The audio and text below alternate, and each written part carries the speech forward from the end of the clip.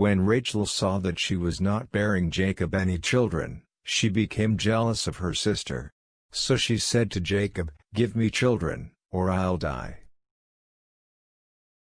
Jacob became angry with her and said, "Am I in the place of God, who has kept you from having children?"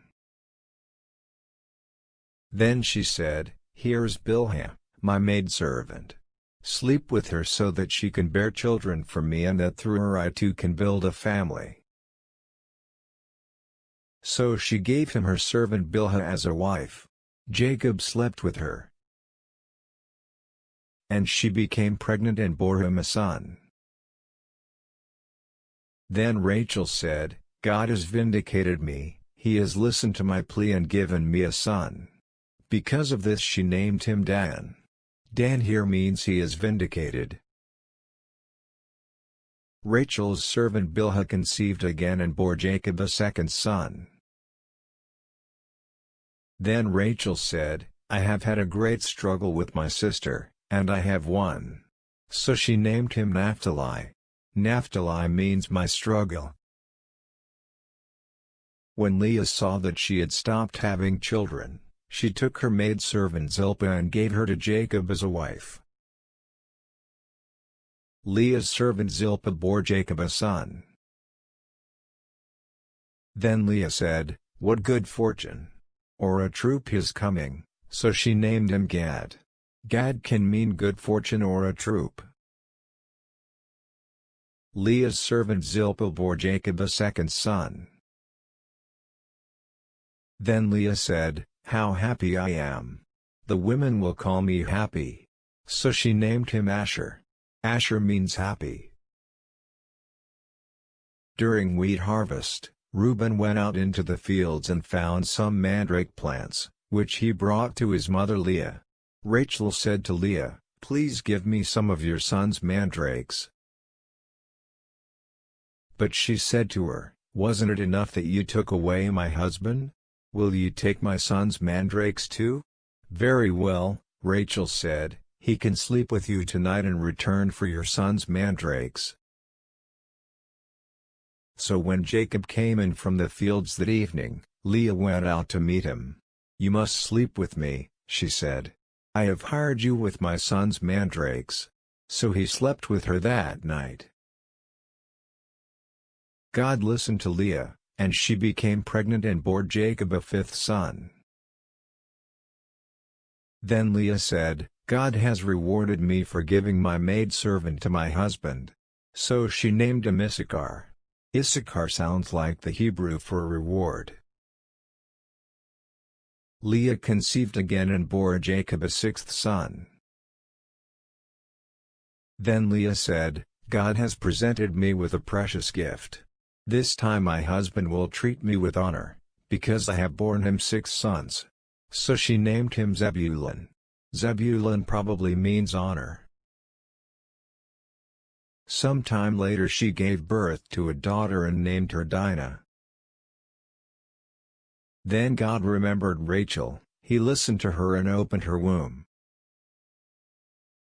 She became pregnant and gave birth to a son and said, "God has taken away my disgrace."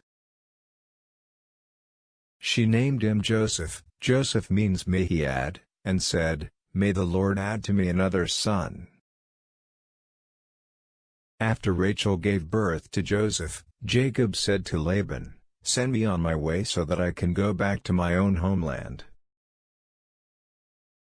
Give me my wives and children, for whom I have served you, and I will be on my way. You know how much work I've done for you."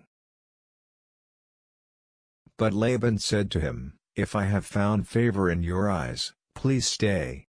I have learned by divination that, or possibly have become rich and, the Lord has blessed me because of you." He added, "Name your wages, and I will pay them." Jacob said to him, "You know how I have worked for you and how your livestock has fared under my care. The little you had before I came has increased greatly, and the Lord has blessed you wherever I have been. But now, when may I do something for my own household?" "What shall I give you?" he asked. "Don't give me anything," Jacob replied. "But if you will do this one thing for me, I will go on tending your flocks and watching over them. Let me go through all your flocks today and remove from them every speckled or spotted sheep, every dark-colored lamb and every spotted or speckled goat. They will be my wages. And my honesty will testify for me in the future, whenever you check on the wages you have paid me. Any goat in my possession that is not speckled or spotted, or any lamb that is not dark-colored, will be considered stolen." "Agreed," said Laban. "Let it be as you have said." That same day he removed all the male goats that were streaked or spotted, and all the speckled or spotted female goats, all that had white on them, and all the dark-colored lambs, and he placed them in the care of his sons. Then he put a 3-day journey between himself and Jacob, while Jacob continued to tend the rest of Laban's flocks. Jacob, however, took fresh-cut branches from poplar, almond and plane trees and made white stripes on them by peeling the bark and exposing the white inner wood of the branches. Then he placed the peeled branches in all the watering troughs, so that they would be directly in front of the flocks when they came to drink. When the flocks were in heat and came to drink, they made it in front of the branches. And they bore young that were streaked or speckled or spotted.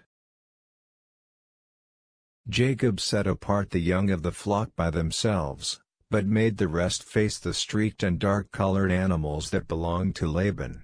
Thus he made separate flocks for himself and did not put them with Laban's animals. Whenever the stronger females were in heat, Jacob would place the branches in the troughs in front of the animals so that they would mate near the branches. But if the animals were weak, he would not place them there. So the weak animals went to Laban and the strong ones to Jacob. In this way the man grew exceedingly prosperous and came to own large flocks, and maidservants and men servants, and camels and donkeys.